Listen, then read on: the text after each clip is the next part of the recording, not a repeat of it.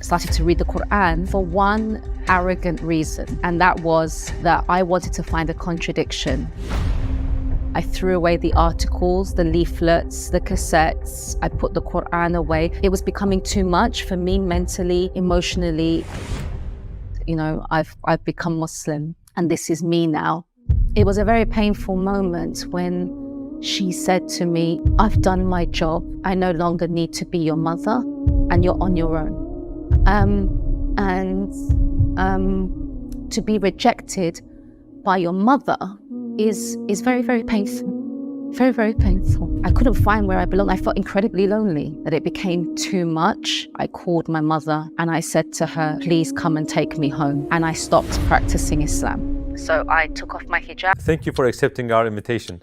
I want to start with, who is Alia Rayyan, and can you tell us briefly about your life? Wa alaikum salam rahmatullah. First of all, thank you very much for the opportunity. I was born and raised in East London. I grew up in a predominantly Muslim area. It was predominantly a Bangladeshi area. And so I would see Muslims quite a lot. So I'm of mixed race. My mother is Italian and my father is Nigerian from West Africa.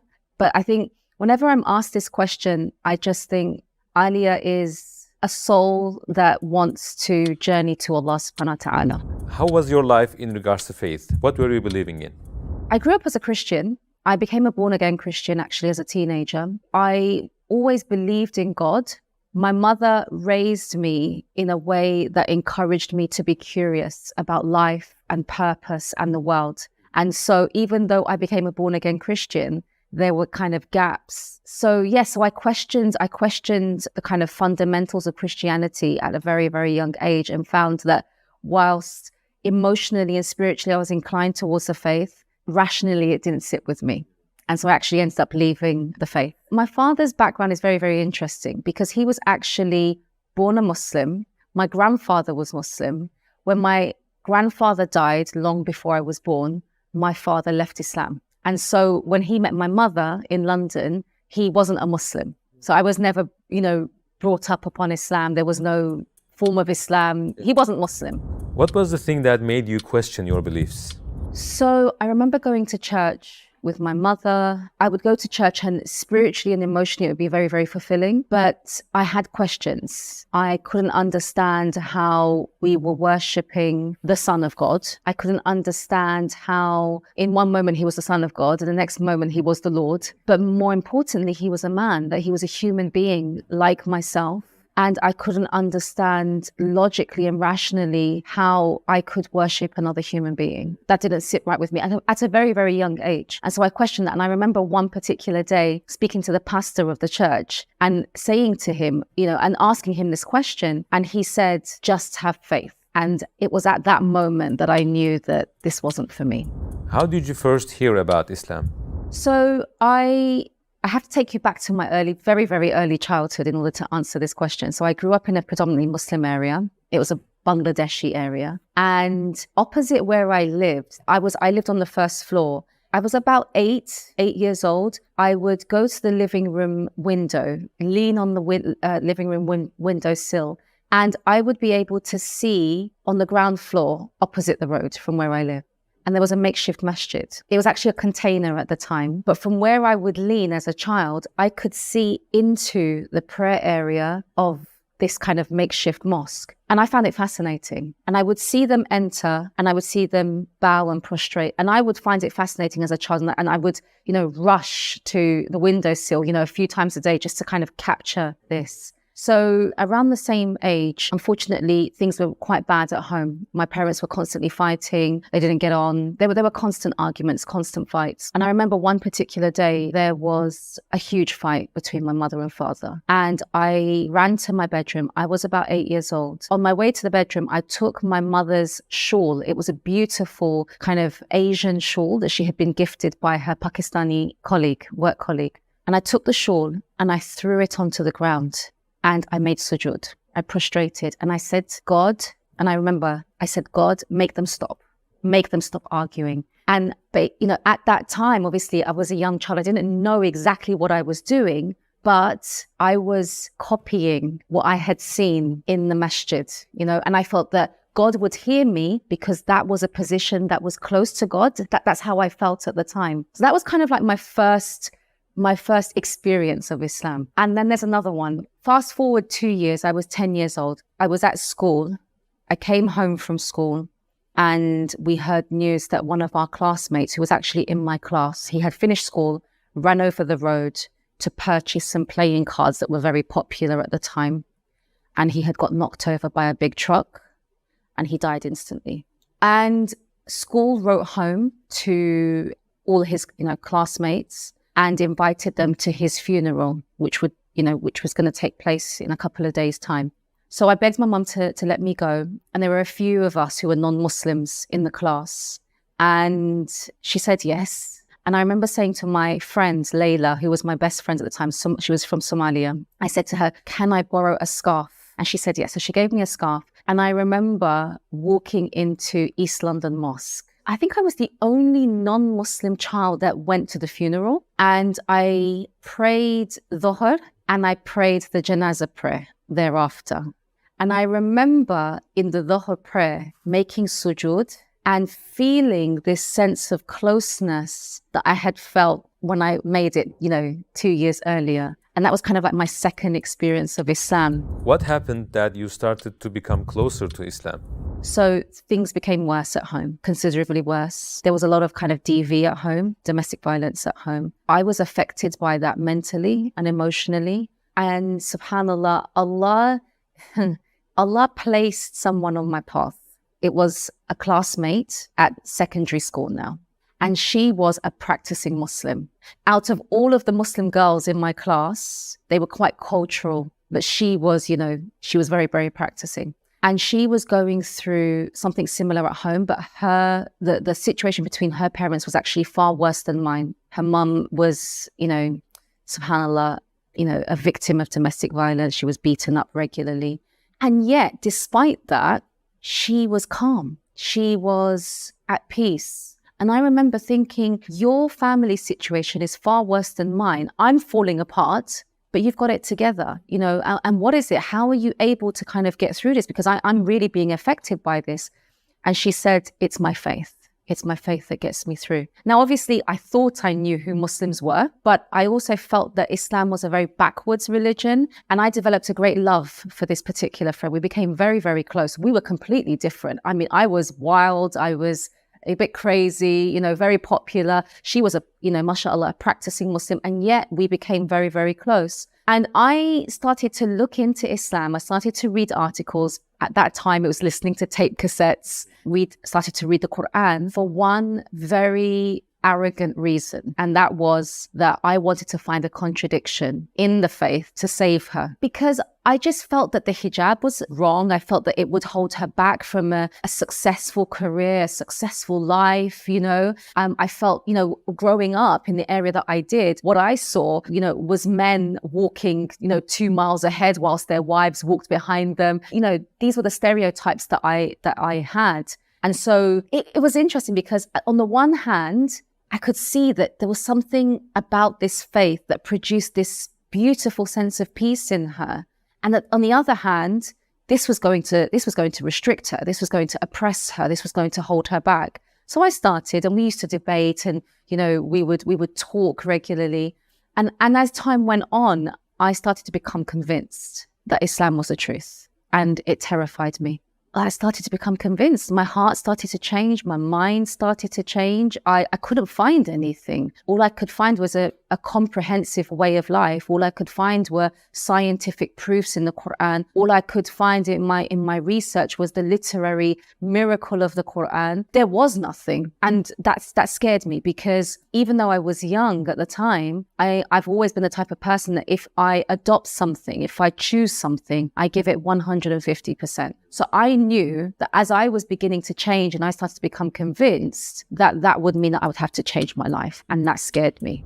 What was keeping you from taking your Shahada, and how did you become Muslim in the end? So fear overcame me.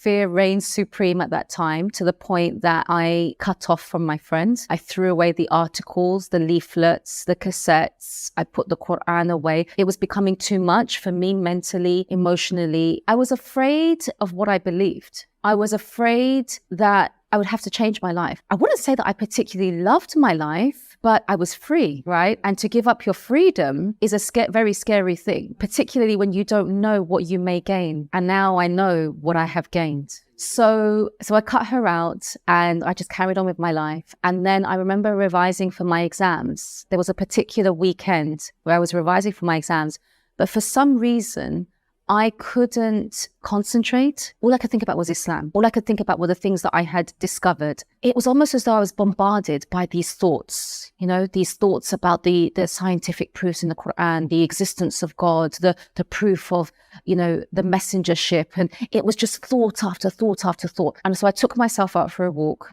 around where I lived at the time, just to get a bit of a breather. I came to a road that I would regularly cross. I stood there waiting for the green man, and the green man came and people were crossing and I just couldn't cross. It felt as though my legs were pinned to the ground. And the thought that was in my mind was, if I cross this road, or in fact any other road, and I'm hit by a car and I die knowing what I know, what I truly know, what would that mean for me? And it just dawned on me. Why am I not testifying to that which has already entered my heart? So I took myself home, called my friend. She picked up the phone, heard my voice, and she was just so happy to hear from me. And I said to her, I believe, and I need to take my Shahada. And that was the weekend, and the Monday I took my Shahada. Alhamdulillah. How did your family react to your conversion to Islam? Being the kind of overzealous, passionate, young person that I was at the time, the way that I told my mother was arriving home, knocking on the door, and her opening the door to me in hijab. Not the best of decisions, I have to say, not the best of decisions. And she looked at me completely confused. And I said, yes, I've become Muslim and this is me now. She thought it was a phase. Alhamdulillah, it's been a 24-year phase. Alhamdulillah. And it was very, very difficult after that. I lost family, I lost friends. I ended up on my own at a very young age. The first few years after becoming Muslim were very tough. What was the major challenge you faced after becoming Muslim? I lost a relationship with my mother. So there were a number of things that happened at the time. She was in a new relationship. That man had a hatred for Islam. He turned her against me. And I remember at the age of 17, it was a very painful moment when she said to me, she looked at me, I was 17, and she said, I've done my job. I no longer need to be your mother and you're on your own. And that was very, very difficult. At that age, you need your family. And to be rejected by your mother is very, very painful. Very, very painful.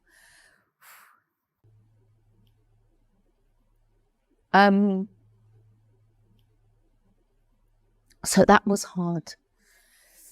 And then after that, to then have to fend for yourself at a very young age, to get a job, to be alone, and then a number of other difficulties that I went through at the time, which are quite personal, without family support was really, really hard. So I was living on my own, and I embraced Islam through a particular group, an Islamic group, which I ended up leaving, and then I ended up kind of going to the other extreme. So I went from one extreme to the other extreme. And whilst all of this was happening with my family, I couldn't find where I belonged.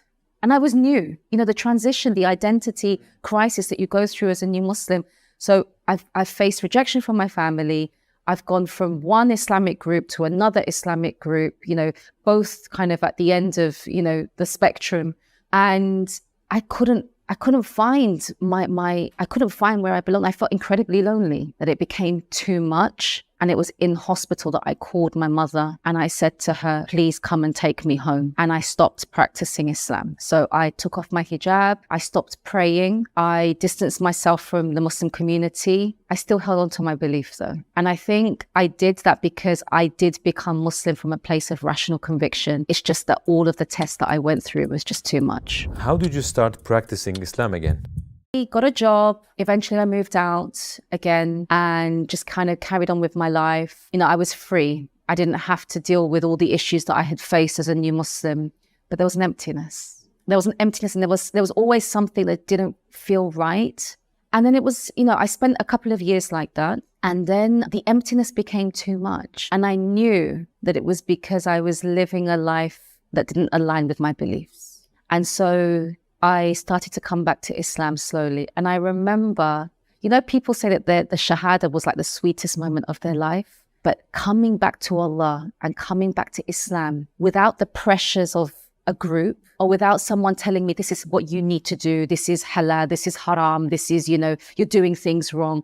No, coming back to Islam organically. A journey again between me and my Lord. It was beautiful. It was so sweet. I remember reading one page of Quran every day in English. I started to wrap my hair kind of like African style. And obviously that progressed to hijab. I started to pray again. And I came back to Islam and I started practicing it again. Alhamdulillah. And it was a beautiful, sweet moment because it was between me and my Rabb, between me and my Lord. So what effect did this have on your relationship with your mom? So my mother ended up leaving that marriage, which was the best thing. And she began to heal. And I think she's very much still healing. We began to repair our relationship. And that took a lot of effort, I think, from both parts, from both sides. And then in 2015, she began to ask questions about Islam. And I was living abroad at the time. I was living in North Africa. She began this kind of journey. She had all of these questions. And then in 2015, she said that she wanted to become Muslim. And this was at a time where she had, my mother is an avid reader. She reads, she eats books, you know. She loves history and Islamic history in particular, you know, ended up kind of creating that curiosity and that sense of wanting to know more. So 2015, she did say that she wanted to become Muslim and she ended up taking her Shahada. Very shortly after that, she said that she couldn't maintain the faith. And I think that's because of her age. I think it's because she didn't have any Muslims around her. I was living very, very far from her. And so she ended up leaving the faith. And then 2021, she began to watch some YouTube videos and she came to me, she said to me, oh, I came across these videos by a woman called Aisha Prime. I didn't know her at the time, so I quickly obviously started to research and she's an American sister. And that led on to my mother watching videos of Sheikh Khalid Yasin. And she came to me and she was so excited. And she said, I have come across this man. I don't know who he is, but he speaks to my soul. He's so knowledgeable. He is someone that understands history, you know, and she has an inclination towards history. And then she would watch video after video after video by Sheikh Khalid Yasin. And she would come to me and she would say, you know, I've learned this. And, you know, he's done this series about Jesus. I think it's called Historical Jesus. And, you know, she found it fascinating. She would just be constantly just watching and coming back to me. And I didn't say anything. I thought, I don't know what's happening here, but something is changing. And I would just answer questions. I wouldn't input. I would just let her come to me. She would just say, this man is incredible. So I took it upon myself to find him. So I sent out a message and I just sent out a message to my contacts and said, does anyone have the contact details of Khalid Yasin? And someone directed me to his Facebook page where he has his number and his email address. I emailed him and I told him what happened. And I said to him, my mother has come across your videos. This is her past. This is what's kind of happened. I'm Marie, but I told him my entire story. And I said, I know you're incredibly busy, but would there be any possibility of you speaking to my mom? And I sent the email. Now, Khalid Yasin is a busy man. So I didn't even think that my email would enter his inbox. Maybe it went to his spam or his junk. 20 minutes later, he emailed me back and he said it would be an honor and let's talk. So we spoke and I told him the story. I told him about my mom. I told him everything that she had gone through. I told him about her new kind of discovery and, the questions that she's been asking and the things that she's been telling me. She's developed this love for the Prophet ﷺ. Things are making sense, things are aligning, and it's not like before. And, she's really believing in Islam. And he asked me a question. He said to me, "What's your mother's name?" And I said, "Well, my mother's Italian name is Giuseppina, but, in the European way, it's Josephine." And he said, "My mother's name is Josephine." And he said, "My mother is in her 90s and she's dying." He said to me, "Your mother, your Josephine, is on her way in, whilst my mother, my Josephine, is on her way out." So he said, "We're going to do this. You're going to say to her," because I thought, how am I going to get her to speak to, I want them to speak. But he said to me, she may not accept, even though, she likes my videos. He said, "Just tell her there's someone that wants to speak to her about her research, her journey to research Islam. But don't mention it's me. Let me take it forward from there." So I went back to her and I said, "Oh, there's this man. He's a researcher. He just wants to ask you some questions. Would you be willing to answer a couple of his questions?" She said, "Yeah, sure." And I said to her, "Oh, Mum, by the way, in my conversation with him, he told me what your name is in Arabic." She said, "No." I said, "Why?" And she said, "Just this morning, I was having a conversation with my colleague who studies Hebrew and Arabic. And I said to him, 'Do you know what my name is in Arabic?' And he said that he would let me know." And she said, "Here you are telling me what it is." And she was like, "No way. This cannot be happening." And so they ended up speaking and I was in the Zoom meeting. I've actually recorded it. And the way that he dealt with it, may Allah bless him, Ameen. So they're having this conversation, but for some reason, she didn't recognize his voice. And he was just asking her questions, and it kind of led to what she believed. And then somehow he managed to get her to say what she believed. And she believed that there was only one God and that Muhammad ﷺ is his final messenger. So she said that in the video. And he said at the end of the meeting, he said, "Do you know what SKY stands for?" And she said, "No." And he said, "It stands for Sheikh Khalid Yasin." She didn't hear him. He repeated it and she said, "No, it's not you." And he said, "Yes." And she said, "No, if I had known it was you, I would have been more, And anyway, what followed from that was that they had a couple more Zoom sessions and she ended up taking her Shahada again. Alhamdulillah. Did becoming Muslim and wearing hijab restrict your freedom?